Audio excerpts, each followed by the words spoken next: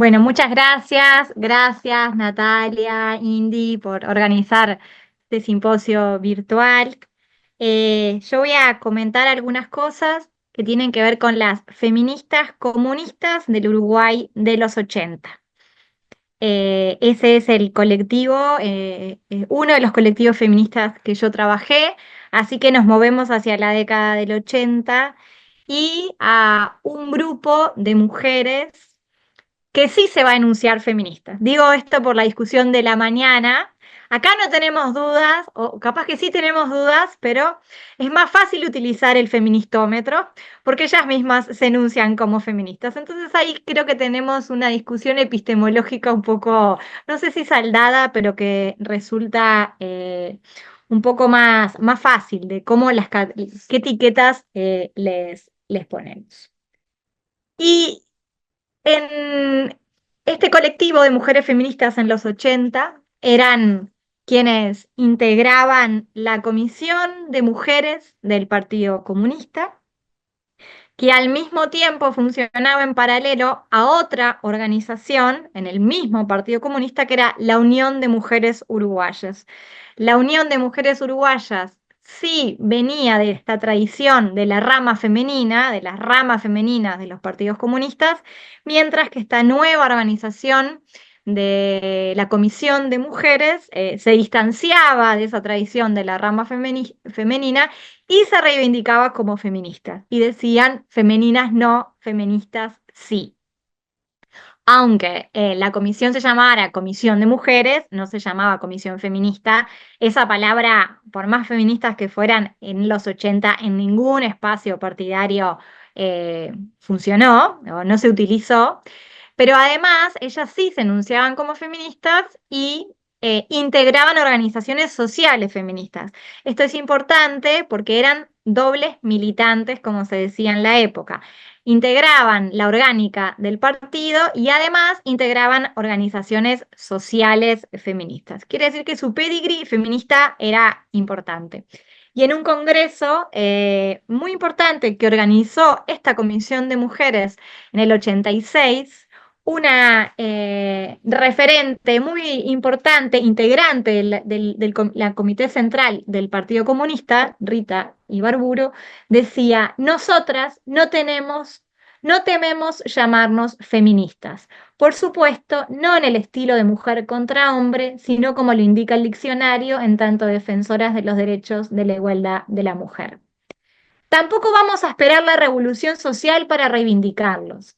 Así como en 1932 obtuvimos el derecho al voto y en 1946, entre otros, los derechos civiles, hoy, para afirmar la democracia, para avanzar en democracia, debemos continuar en esta brega, sabiendo que el Uruguay no progresará ni será definitivamente libre sin el esfuerzo pleno de todos sus ciudadanos y, por tanto, de sus mujeres. No voy a ahondar en esto porque no nos da el tiempo, pero sí tengamos en cuenta que estos 80 son los 80 de la transición democrática, que el discurso de la democracia va a ser central y también va a ser central en el discurso feminista, ¿no? Entonces, la idea de la democracia va a estar presente. Democracia en el país, democracia en la casa, democracia en el hogar, democracia y feminismo. Esto va a ser un marco discursivo que va a estar muy presente. Pero no me voy a detener en eso ahora, si no, no nos va a dar el tiempo.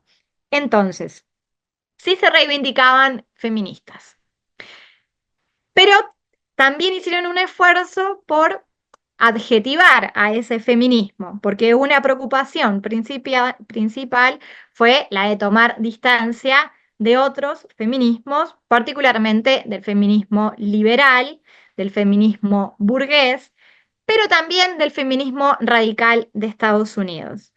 Se llamaban, se autodenominaban, proclamaban un feminismo marxista, un feminismo de izquierda, un feminismo revolucionario, un feminismo latinoamericano. Eran distintas maneras de adjetivar a ese feminismo que las hacía tomar distancia del feminismo burgués, liberal, que ellas identificaban a principios de siglo, y del feminismo radical de Estados Unidos decían que no se ocupaba de la desigualdad de clase.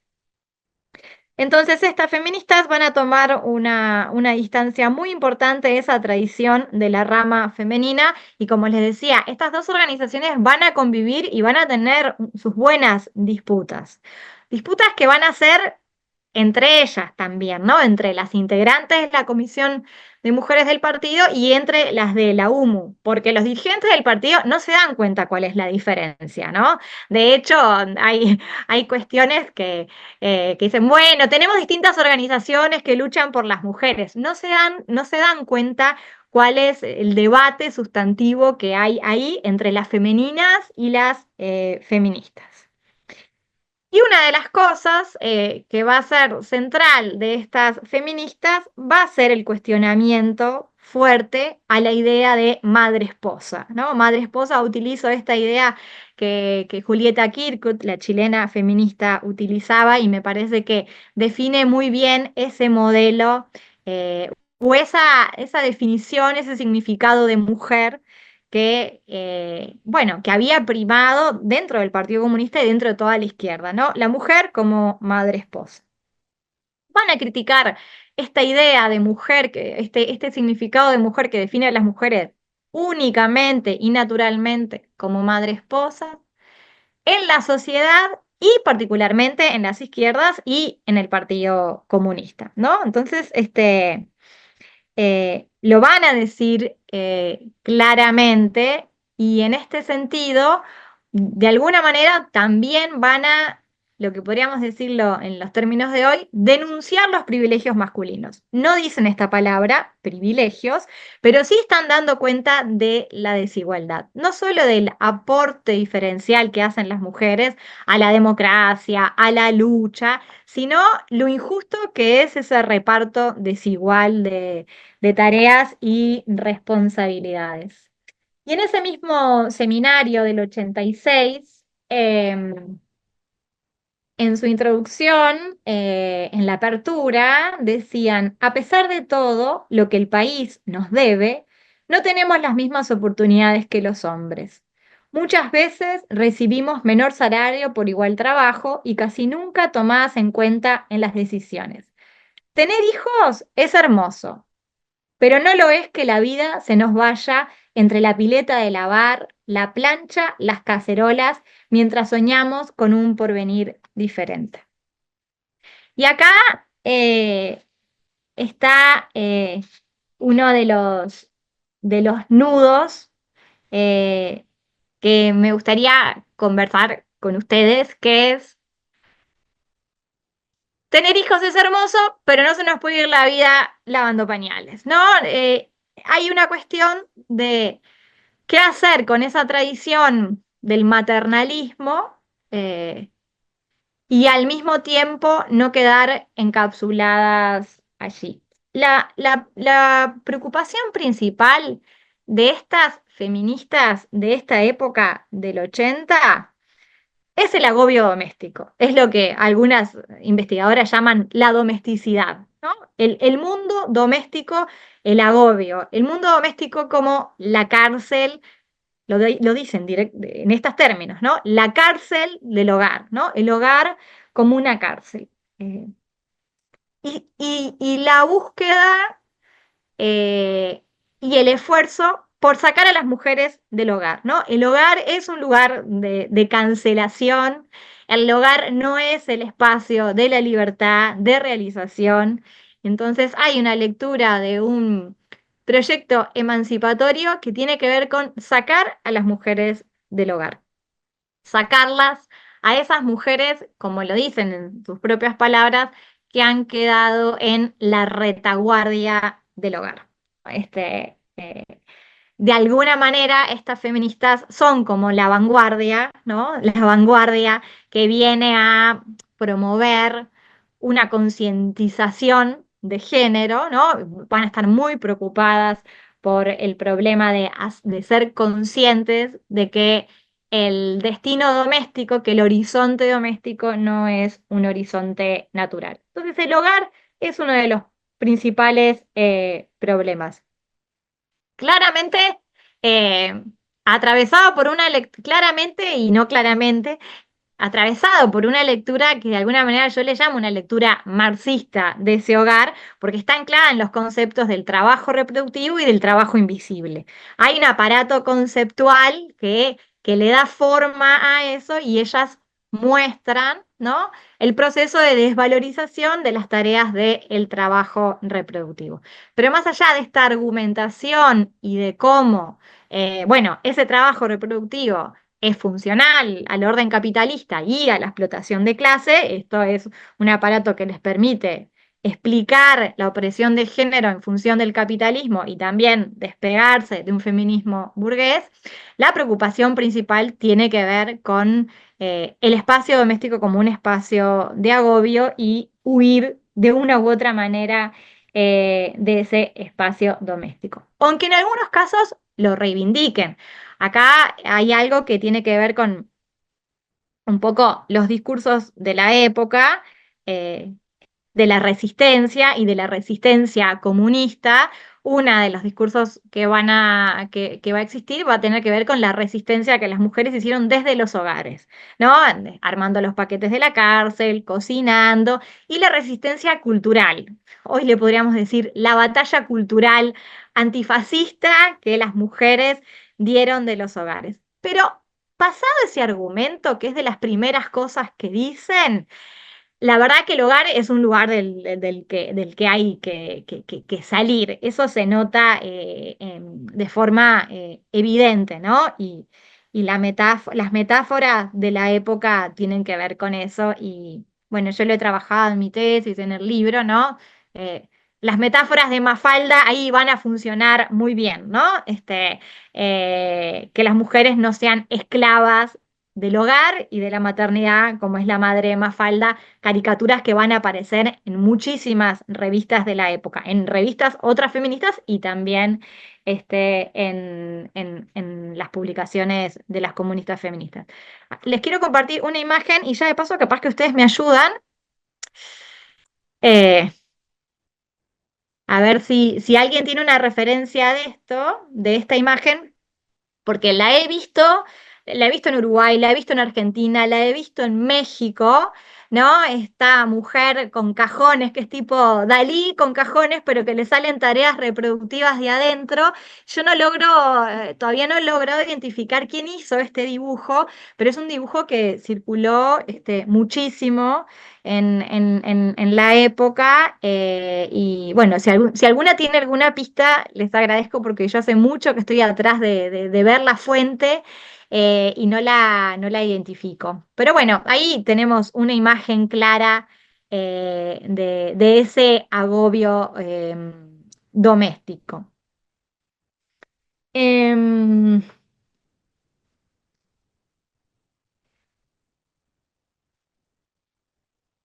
Y ahí decía, la revolución bien entendida empieza por casa. No me voy a detener en esto de la revolución, revolución y democracia, porque nos va a alejar de la discusión o no, pero acá está esto podríamos decir, tiene una preocupación importante por la domesticidad, por el hogar, y acá no sé qué decir respecto al maternalismo o a su antimaternalismo, de alguna manera, porque son cosas que van juntas, pero que no son lo mismo. Están totalmente en contra de que las mujeres sean definidas como una madre esposa.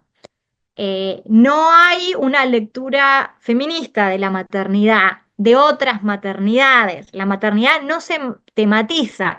Si puede haber una maternidad política, una maternidad socializada, una maternidad de izquierda, una maternidad revolucionaria. Pareciera que la maternidad es algo que es parte de ese combo paquete del hogar que encierra a las mujeres en una posibilidad, en la imposibilidad de la liberación, y que es una piedra angular, la maternidad y la familia patriarcal de la ideología patriarcal, y lo van a decir en estos términos, ¿no? Lo van a señalar la ideología patriarcal. Pero tampoco hacen obviamente esto es anacrónico, pero igual me parece que lo podemos decir, tampoco hacen un llamado a la no maternidad, ¿no? Como sí podrían hacer otros feminismos, sobre todo el feminismo radical estadounidense, sobre todo el feminismo lésbico, que en Argentina y en la misma época va a tener una prédica que es más maternalista aún, y acá me parece que también es importante pensar que no en Uruguay y en esa época no hubo un feminismo lésbico organizado, con una prédica fuerte, no existieron revistas del feminismo lésbico, no existieron espacios, encuentros, y ese era un núcleo del feminismo de los 80 bastante antimaternalista, podemos decir. Que después eso va a cambiar, ¿no? Y van a haber otras maternidades, maternidades disidentes, podríamos decir hoy en día, maternidades desobedientes. Pero creo que para ese momento la maternidad termina siendo como una sola, es una maternidad que queda dentro del modelo de la familia tradicional y que queda muy pegada a esa tradición del Partido Comunista y del maternalismo de las que ellas quieren tomar mucha distancia. Entonces estas feministas van a dejar esa trayectoria, esa tradición del maternalismo, como decían hoy de mañana, que luego se le va a llamar político.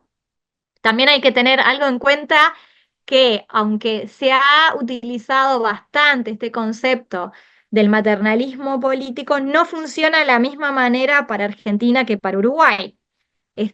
Porque para empezar, el rol que cumplieron madres y abuelas de Plaza de Mayo no es el mismo lugar que cumplieron familiares en Uruguay, ¿no? Las figuras, aunque hay semejanzas, no es lo mismo. Y a veces, bueno, tenemos el problema de que también en el campo intelectual funcionamos como una provincia y absorbemos y chupamos muchas lecturas, pero que luego no se acompasan. Entonces, es verdad que el concepto de maternalismo político mm, llegó y nos sirve para leer algunas cosas, pero tampoco es un concepto central del feminismo de la época. Entonces hay como pocas herramientas para buscarle la vuelta y que esa maternidad sea una maternidad otra, ¿no? Una maternidad politizada, una maternidad desobediente, una maternidad de la resistencia, una maternidad de la emancipación. Es como que la maternidad queda en la rama femenina y que ellas van a entender como una mera reproducción de los roles de género tradicionales. Lo último que quiero decir es que eh, eh, estas feministas, que son pocas, pero son muy fuertes y son figuras muy importantes, estas feministas comunistas, em, este, no provienen, no tienen en sus linajes, en sus antecedentes familiares, alguna madre o alguna abuela que haya participado de estas ramas femeninas. En todo caso, son las hijas de las familias intelectuales comunistas, intelectuales digo en sentido general, de aquellas mujeres que escribían o que eran artistas pero que estaban lejos de la rama femenina. Es decir, que en sus trayectorias concretas están lejos en la trayectoria familiar de esa tradición de la rama femenina. Digo, para pensar quiénes son estas mujeres concretas que en los 80 van a tener unos 30, 35 años, 40, y que bueno, que habían tenido su propio proceso emancipatorio en los 60, tomando muchísima distancia de esa tradición de la rama femenina del partido, donde de ninguna manera querían ser las mujeres